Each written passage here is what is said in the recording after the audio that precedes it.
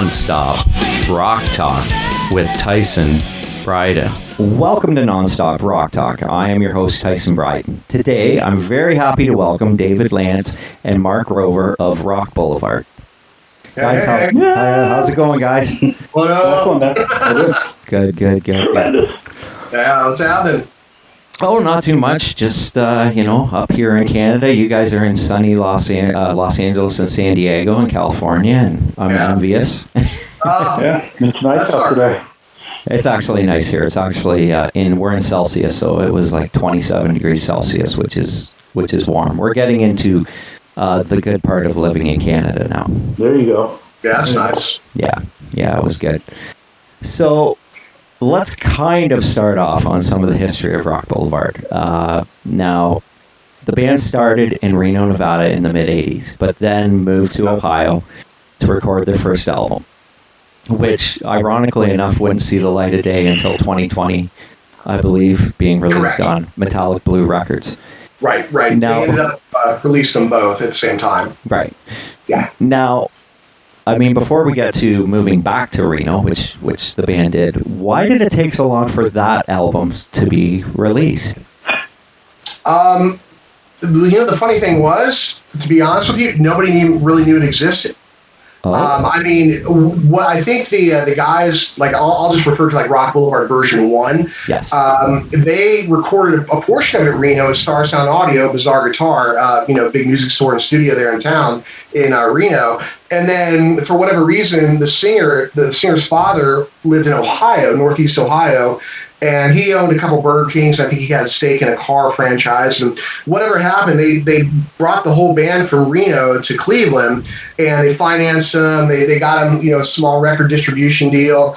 They really had some cool stuff. They had like T-shirts and press kits and things like that. And then, so they were there for a while. Things kind of didn't work out. The singer decided he wanted to stay and work with his father's business. And then the two guys, the bass player and the rhythm guitar player, they were like, nah, we had enough of this. They bailed early. So they actually tried to put the band back together in Ohio, is where I kind of came in. I answered a old school, magazine ad bass player wanted. And most of the guys I was playing with at the time, I was still in, barely out of high school. I was just going to college for my first semester. And most of the bands I was, tooling around with were they wanted to be covered, just the big cover bands in that area. And I'm like, well, shit, man, I want to take a shot at this, So I started looking at original bands, and that's where I found these guys in Cleveland. And I went up and auditioned, and we clicked, and we did a couple shows, and then it kind of, hit a head where they're like, we're moving back. And I'm like, I'll tell you what, when you guys get settled, in the dusk and you guys get back to normal, we had a plan. Like I was going to go out there. We were going to try and record a demo. And we were actually, and this is my mom had to tell me this, because my mom, she writes a bunch of notes, and she's got like a little atlas.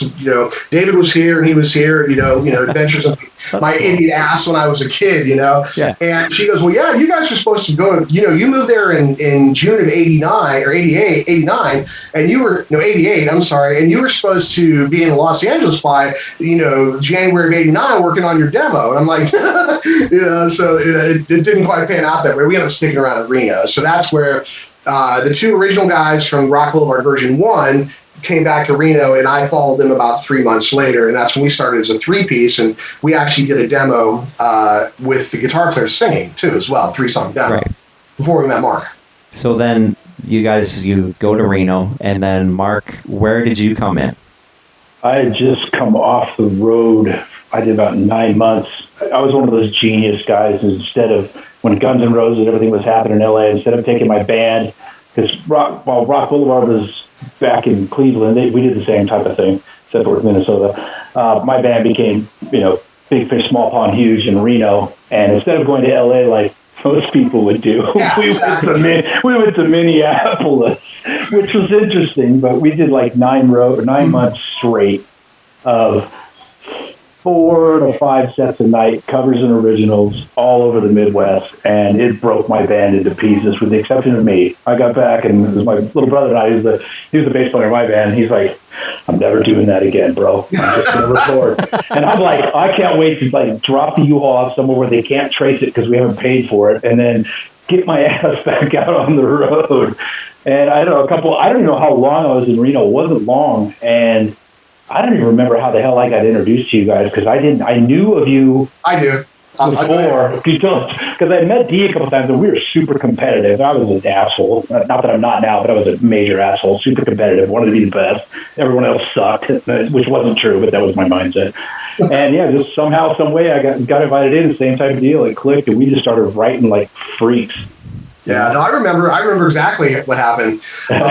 We were at that rehearsal room over in Sparks. Right. John Herbert's rehearsal room. That's right. Yeah. Murdered.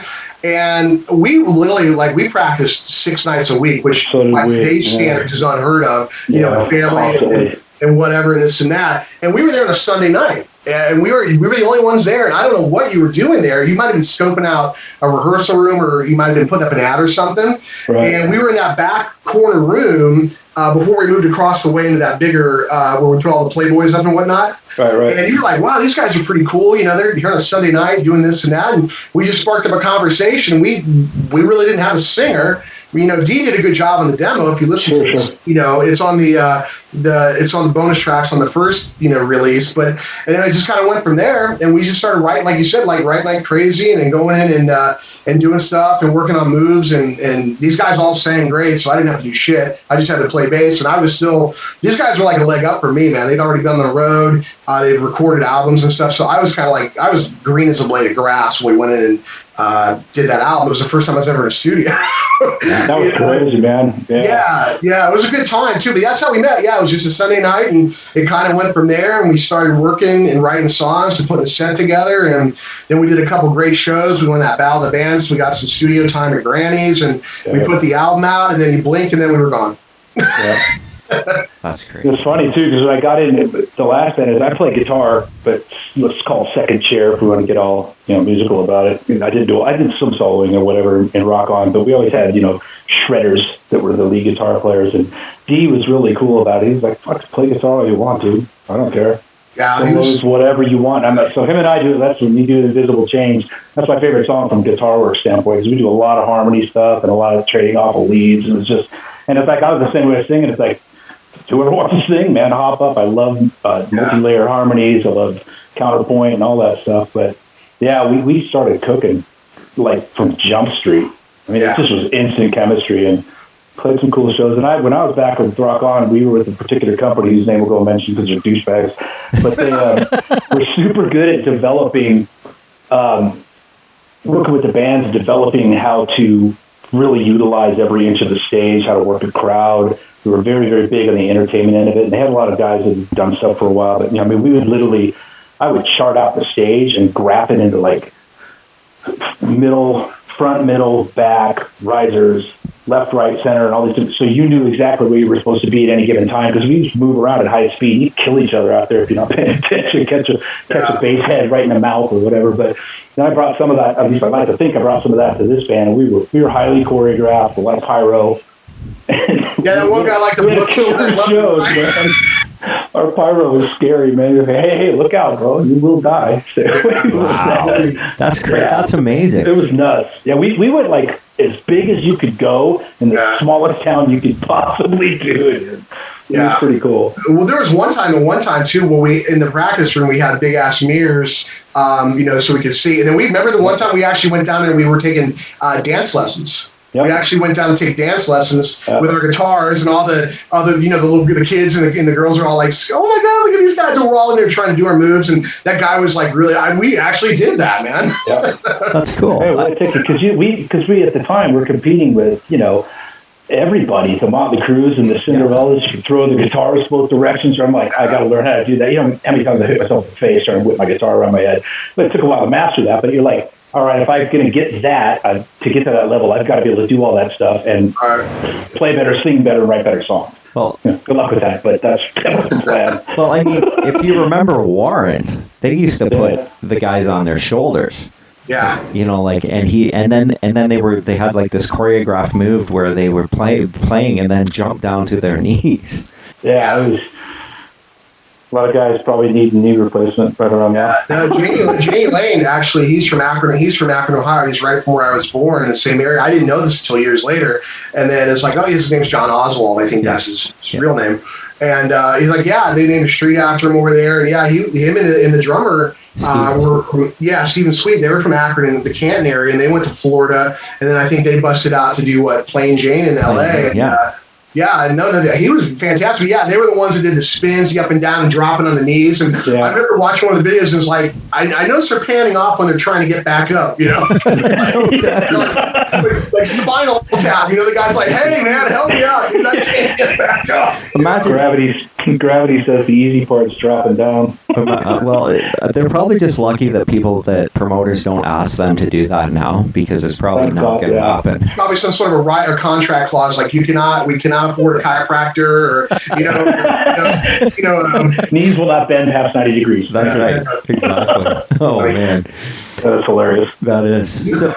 So I mean, tell me what was the scene must have been in Reno. Were you guys like the biggest draw for bands in Reno at that time? Probably. There were three big bands. There was Rock On, which disbanded after that. Rock Boulevard, and I'd say Razormaid was the other one that was really big. And there was probably some others. There was this, that, and the other around there. But I would say, I would say so. Our shows were huge. I mean, huge for Reno, but our shows were pretty significant. 800, 500 people. With that one show, we took a couple thousand. It was mind-boggling, man. Yeah. We didn't play small. We didn't play dive venues ever. We were real selective. Not that there was a ton of venues there anyway, but Yeah. I mean, in retrospect, too, Reno back then, and it's Reno's a great place, but it was a cow town. I mean, and it's like, it's expanded. I've been back a couple times since, but I mean, like I said, it wasn't hard to get, we had some radio play. The DJs from 96 Rock really got behind us, and they wanted to kind of break a band out. He made a reference to Razormaid. They went down to LA and they migrated, and they eventually turned into Bangalore Choir.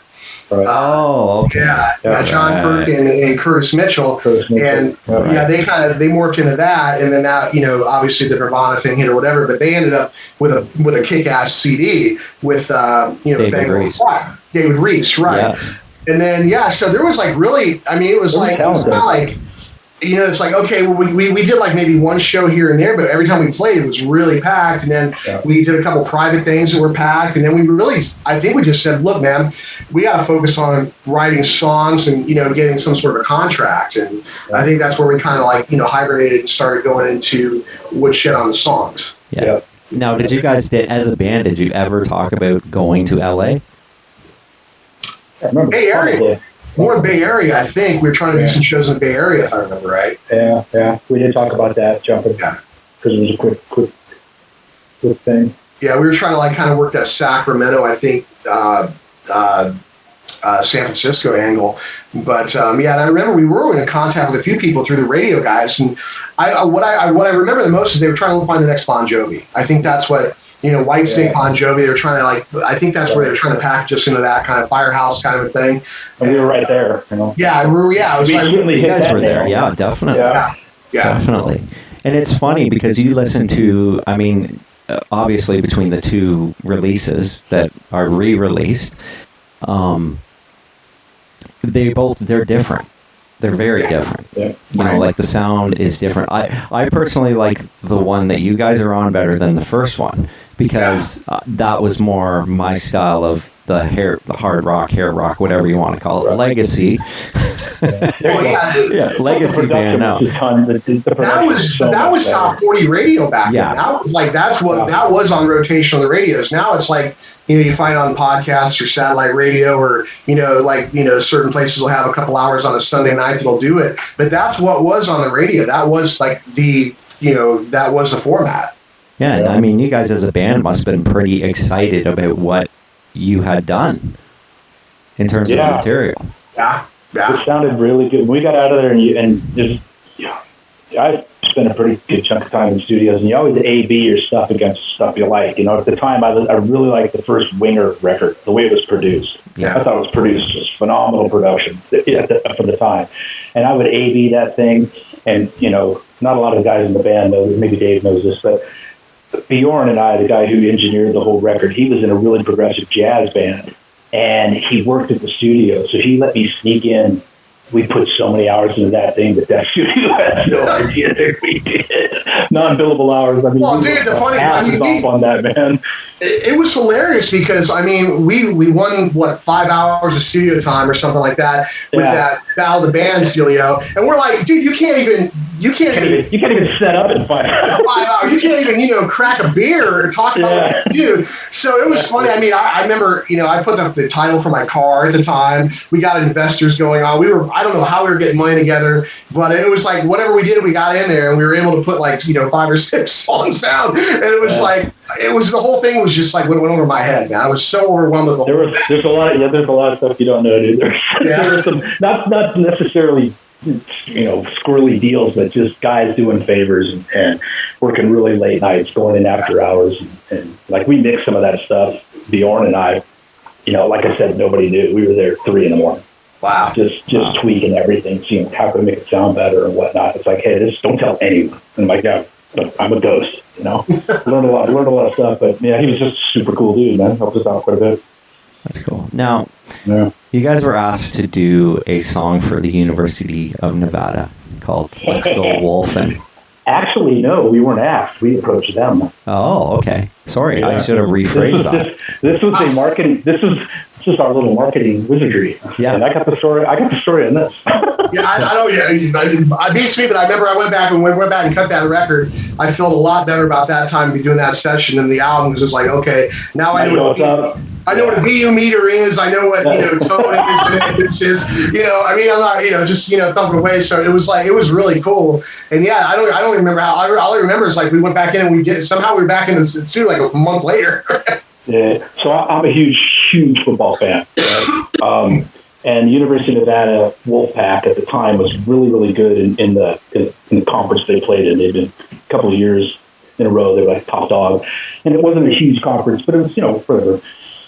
FC2S, or whatever they call it now. And before, when I came off the road, we played with a band out in Minneapolis with Rock On called Slave Raider. And they were really trippy. They had a dude named Chainsaw Kane, who was their lead singer, and he'd come out with an eye patch, and he had a chainsaw. And that was his shtick. And they had these cool things, and they were really talented, and their songs were kind of campy, but they were cool. They played great. But he did a song, and it's Minneapolis, so the Minnesota Vikings. They covered Aerosmith When the Lightning Strikes. Cool. And they covered it When the Vikings Strike. And it was super cool. Oh, and I stole it. I just straight up stole the idea. I'm like, you know what? I love that idea. We don't have a control thing. It took a little while to do it. And then I'm driving down the road or doing something, I don't know, walking probably. And the whole marketing campaign for the Wolfpack that year was Let's Go Wolfin'. They had this crazy ass wolf and these cool letters on every bus bench seat all over town. I'm like, Let's Go Wolfin'. I go, oh, dude, it took me 5 minutes. I mean, I got home, I'm on the guitar. I'm like, oh, that's badass. I just start writing in my mind. And I start writing lyrics, and I brought it to the band, and the band was like, what the hell is this? This is sick. And I go, it's just a fight song for a football team. And I think everyone looking like, what the fuck is this guy talking about? But it turned out to be really cool. We got a bunch of student body involved. You mean all different backgrounds and all the background vocals. There's all the sportscasters for every news, all the major channels, ABC, CBS, NBC. They did backing vocals with us. We just made it as communal as possible. And then the team would take the field to that song every home game. It was sick. It was really, really cool. Yeah, it was fun. That was the impetus of that bad boy. Yeah. You actually had some alternate lyrics. We were going to try and re-record that. I can't remember. Yeah, we're going to say, let's change this to something else. But we're like, well, man, this is cool, but nobody else is going to know what it's like outside of that little parameter. I didn't care at the time. Lyrics or something. Yeah, I can't remember what they were, but I remember we were working on that too. And now, like you think about it now, it is kind of metaphorical with just being a dude and being a dog and being. You can drop certain lyrics don't make sense, but the rest of it's like, these guys are a bunch of dudes going out to a bar to going on a hunt for going on a hunt. Yeah. If you're allowed to say that, these in this. That's right. That's not PC. I'm so sorry. That's what I meant. I'm not hunting anything or anyone. Yeah. Only with permission. It's like. That's funny. Yeah, that was kind of the impetus of that. Yeah, because there was a lot of things of how this whole thing came to fruition that we didn't even know about. That it's a story, and it's me from Cleveland to Reno. That's a whole other ball. But long story longer, we did this CD. Whatever happened, we split up. We all went and did our separate things, and then around the time like the social media started kicking in, like the MySpace, I was getting, hey, were you the bass player in this band? Were you in Rock Boulevard? Whatever happened? This and that. And I'm like, oh, come on, you got to be kidding me, right? Yeah, it was me. Yeah, no, we just broke up and moved on and whatever. And then, fast forward about 3-4 years ago, the guys from the record label Metallic Blue, one of their things is they're trying to find bands in cities that, they were really popular. They had a good draw. They had a great music, but for some reason it just didn't kind of, bump up to the big leagues, if you will. Yeah. And he goes, I don't know if you guys are aware of this, but, he's talked to Dee and Robbie, the drummer, and he goes, yeah, you guys are like one of the top 5 most requested underground collectible melodic rock CDs. And I was like, you got to be kidding me. Are you pitching me because we got to put the money in for this thing or something? And it was like, what? So then I looked on eBay and he showed me, signed sealed copy was $1,900 and whatnot. So through the whole process of collecting photos, permission, getting back in touch with Mark, us all getting back together, and putting on, it took approximately about 2 years to get this whole thing together.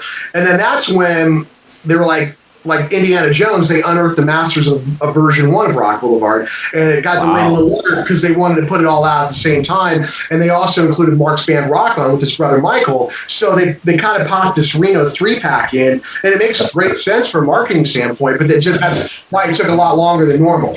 So Mark, you still had the masters for that, I take it? Nope. No? No. My brother kicks me in the head for all of that stuff for quite a bit. I have no idea with the Rock Boulevard stuff where the masters ever went. If they stayed at Granny's, they might have stayed at Granny's house. Well, Dylan said that they went with Bjorn, and he said Bjorn moved to Idaho or Iowa or something. Yeah, he probably had the masters for whatever reason. So probably for the 4 billion hours we go to the National Studio. He's like, I'm kidding this. So what did they use to put the albums out then? Well, for Rock Boulevard version 1, they did pull the masters. They sent them to Philadelphia to some guy. They spent a few bucks on that one, but ours, we had mastered it at, we sent it to LA to the master disc, Bob Logan, and ours was basically ready to go as is. They just kind of tweaked it a little bit here and there. Yeah. And then the 3-song demo, which I never thought I'd ever hear again, the one that me, Dee, and Robbie recorded with a guitar player named Dennis Specco, and he jumped out to Sacramento to be in a band called Mannequin Laugh. There's your 8 degrees of Kevin Bacon or whatever you call it. But he... 7, thank you. But I don't know shit, dude. I'm a dumbass. You play bass. What do you want, man? Yeah, exactly. I'm making chord strings. But Dee actually still had the masters to that, and he was going through whatever shenanigans he was with his ex-wife. So he had to get his kid to sneak him out in the middle of the night, and they had been sitting in a shed baked in Reno desert weather over the elements since '89. So they pulled the masters from that, and they were able to bake them and pull those off into digital, and then they tweaked those. And that's what I was like, unbelievable that we still had those, songs that went on the first version. So they, the other stuff needed a lot of love, but our stuff was ready to go. They just wanted to get some new photos, and we actually unearthed there's 2 versions of Wolfen, one without the commentary from the guys, and he goes right into the guitar solo. Yeah. That's cool. And what about the Rock On stuff then, Mark? That was all cassettes, man. Yeah. Every one of them. We tried, like with Bizarre Guitar, that Dave referenced earlier, and Star Sound Audio were a conjoined, like, industrial building or whatever in some punky part of Reno. And a great guitar shop, just amazing guitars. And it was a pretty cool little underground studio. We cut a 3-song demo there.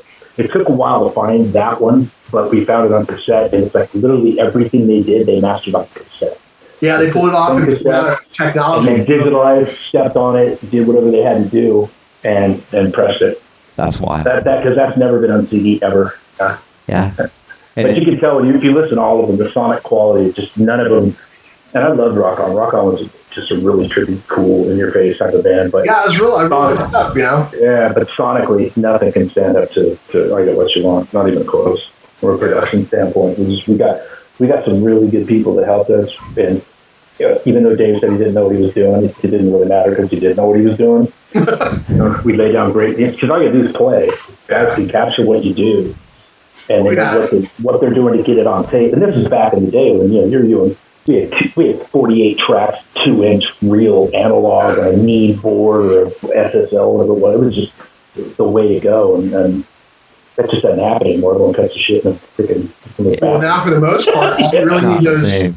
You need those studios to get really great drum tracks, and you can pretty much do anything else anywhere else. I mean, I've got a rig in my house, and I can get really good tones with a tube preamp for guitar or bass or vocals. But if you go get a track, drums in a great room, and just dump them into like a digital session, I mean, you can make your album, relatively inexpensive these days. Yeah, it's crazy. Every record I've ever done since then, with exception, my metal hip hop stuff that I did, we did that mostly in studios, but again, mostly just for the drums. Everything else we cut in the producer's house, in the living room, just.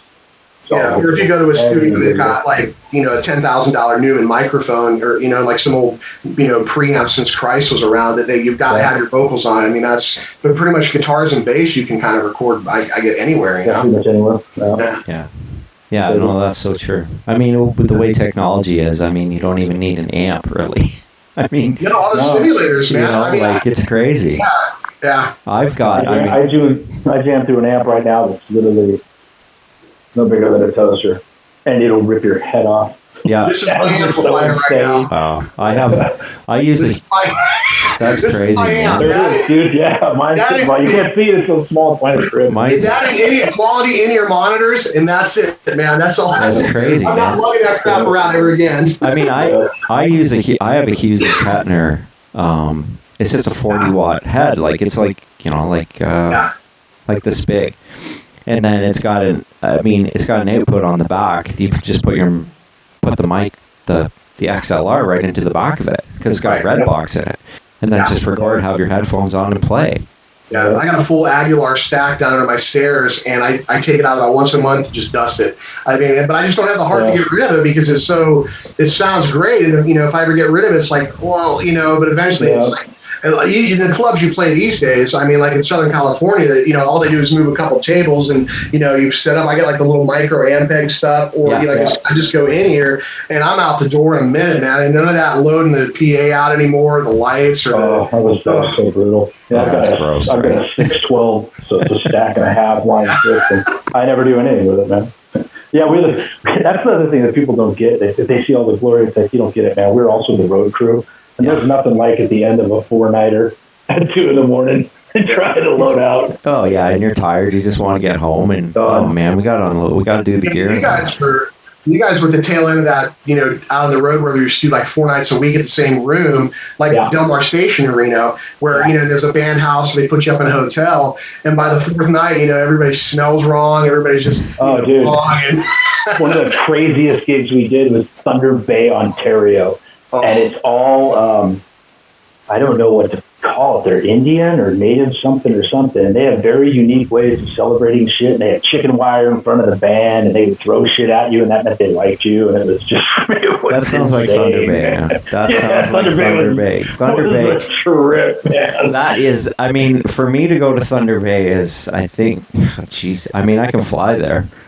Yeah. I mean, it's way quicker to fly, and it's way up. It's not way up. It's like up in the tail end of Nova Scotia, isn't it? Somewhere up there? No, it's the other way, but it's like Lake Superior, like up. It's on Lake Superior, which is right across the U.S. border, but it still is. It was you stepped into a different world when we went there. It's like, hey, play Canada, okay, sure.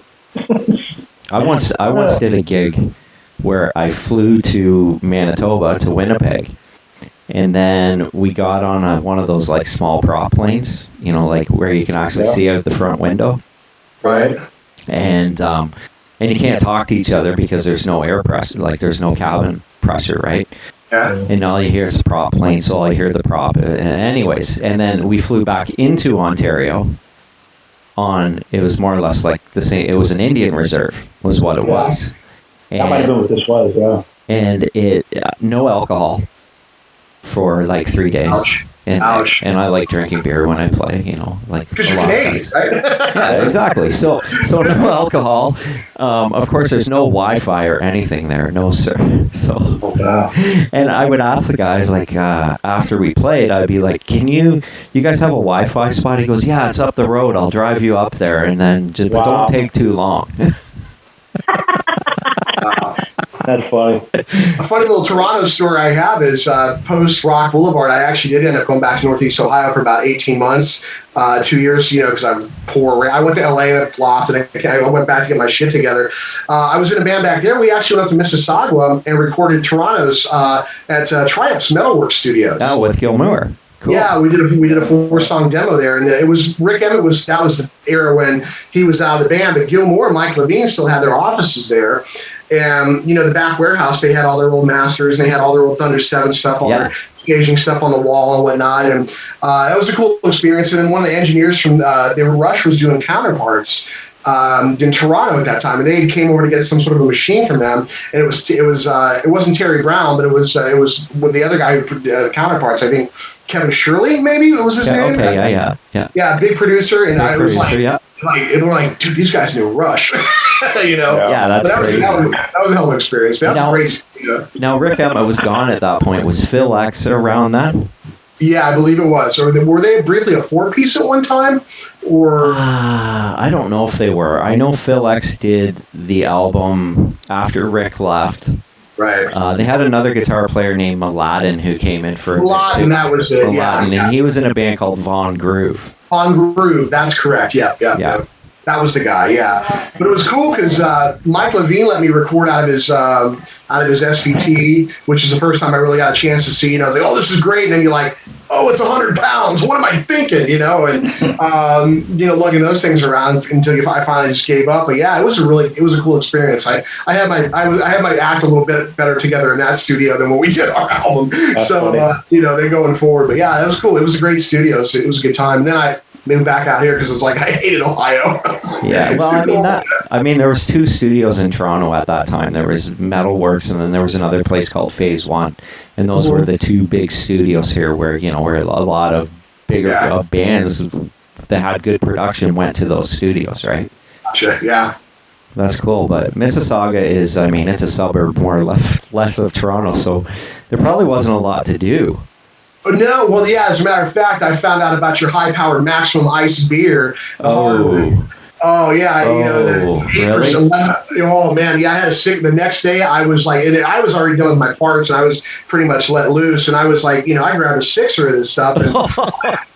And dude, I didn't realize it was like 13. It was almost barley wine. You know what? I don't even think they make it. I don't even think you can buy that anymore, to be honest with you. It was Molson Maximum Ice, and I had the worst headache hangover I ever had in my life. I remember it, and you would get guys like, in like, say when we were like 19, 20, and they would buy one or 2 of them, and that would be like to get their buzz for the night.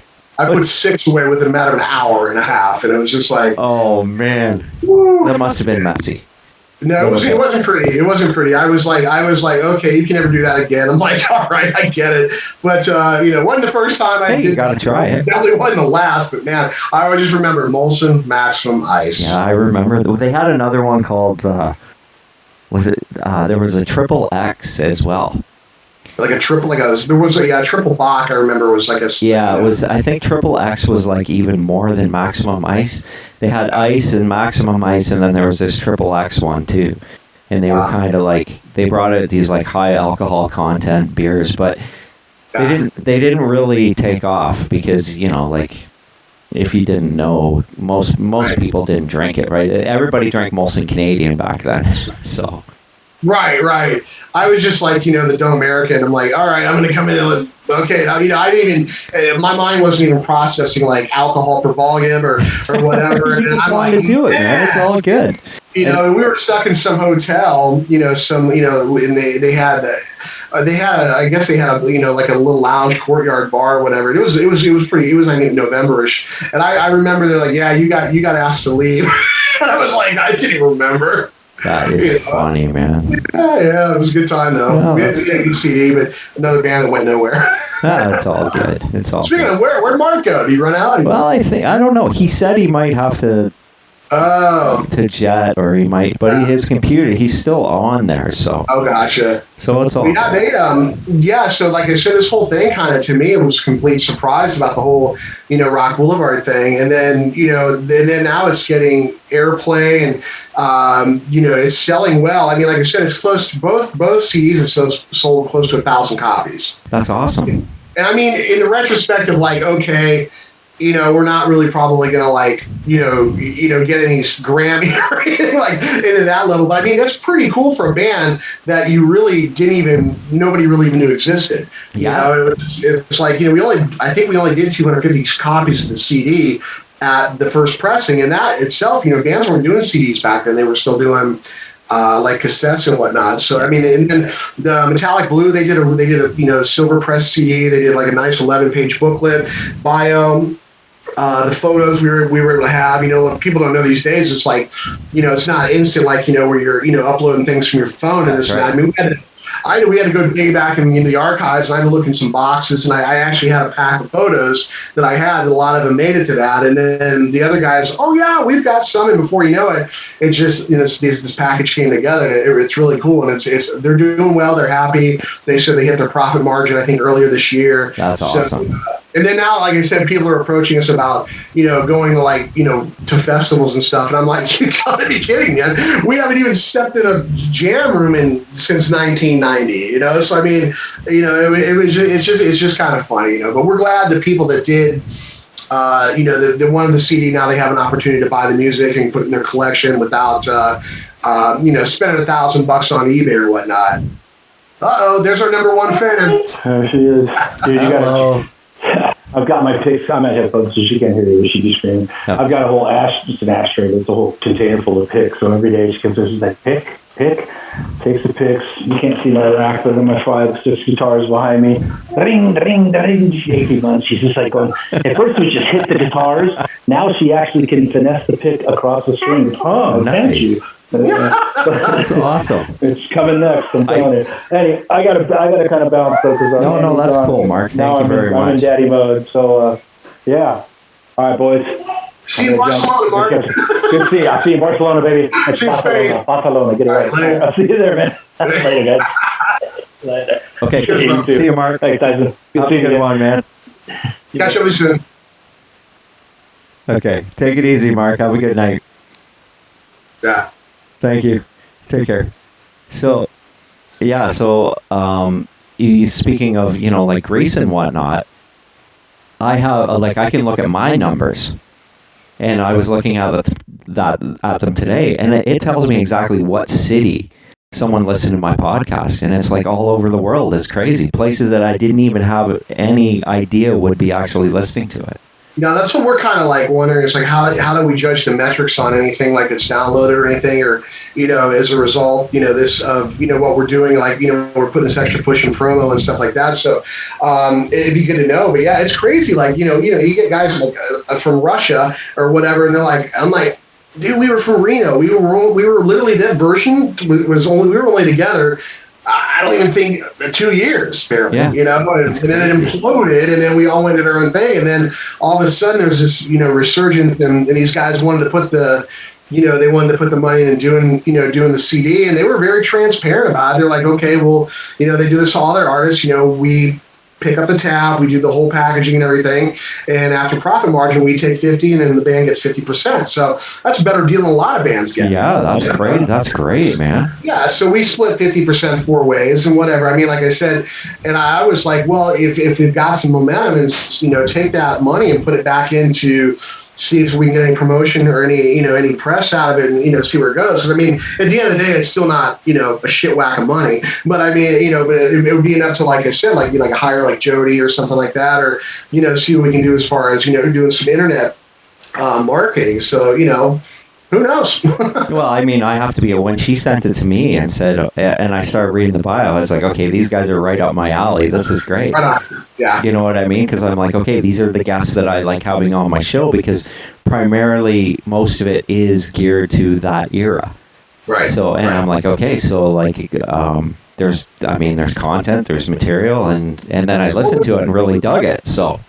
And it's just a hilarious backstory too. Yeah. Like, how did a guy from Cleveland get in a band from Reno, and how did this become this? And there's a whole nother band that nobody knows about. But wait a minute, what? There's like 3 different versions. Yeah, and I mean, the first version was spelled BLVD. It wasn't like the full word Boulevard, too, right? Yeah, they put it that way just to, keep it like congruent, I guess. But that actually, there's a lot of people that do like that album. Jeff Kerr, who, the singer, who's a hell of a great guy, he's a great singer. For mid to late, that it sounded really good. I mean, they had a different sound, but you can tell, like when me and Dee and Robbie, it started to get a little heavier, and then when Mark got in it got kind of polished to what we were. So it kind of morphed into something completely different. And it's a shame we didn't have more resources at the time, because we had about 4 or 5 other songs. We could have made a complete album. We didn't have the damn money. Yeah. That like, makes sense. Putting titles up, taking loans out, signing, investment promissory notes and whatever. I don't even, how. Like I said, by the grace of whatever, he got in there after hours and they tweaked everything. So. Who God knows what they did when nobody was around, but but it's funny. But it came out cool, and like I said, I knew they were in there. I knew we got probably a lot more hours, at that studio than we paid for. That's awesome, though, and I mean, it shows though on the way. I mean, the way it sounds, right? Well, then we put the extra money in getting it professionally mastered by the same guys who master all the big labels. Like Bob Ludwig, like that's a huge name, right? Yeah. Like that's an amazing, huge name. Yeah. Now, did you guys was there ever label interest, like big major labels coming to see you guys? I think what happened was like I said, this is where I remember we had a couple people, and they were kind of scouting things in the Bay Area. And I think that's where we in that area for like the next Bon Jovi, the next 1989 version, like White Snake-ish kind of stuff like that. Yeah. It was really kind of popular at the time. I think Heaven's Edge was another band I remember was getting thrown around. They were kind of looking for something in that band. We were kind of up in that song Play Dirty. Yeah, we were kind of in that, and then we went and did a couple shows with Babylon AD, cool. And they were phenomenal. I thought they had a fabulous first record.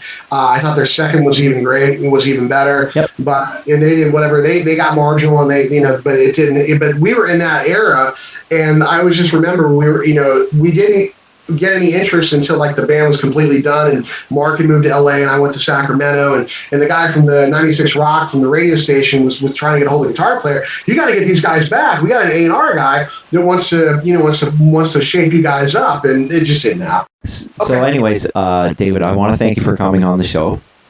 Thanks for having us. It was amazing, and hopefully we'll get to talk again. Yeah. And I'm looking forward to putting it all together and putting music from that album on the intro and the outro. So great. And I'd like to, on the behalf of the band, thank Metallic Blue Records for actually releasing the CDs, and very mad props to all the people who contacted us over the last 20 years or so and actually came out and purchased it. So it's basically for you guys or girls, whoever want it. We didn't go out and promote anything organically. We just put it out there for whoever did want it. And thanks. Like I said, we never really expected to even, sell 1,000 copies. So thank you.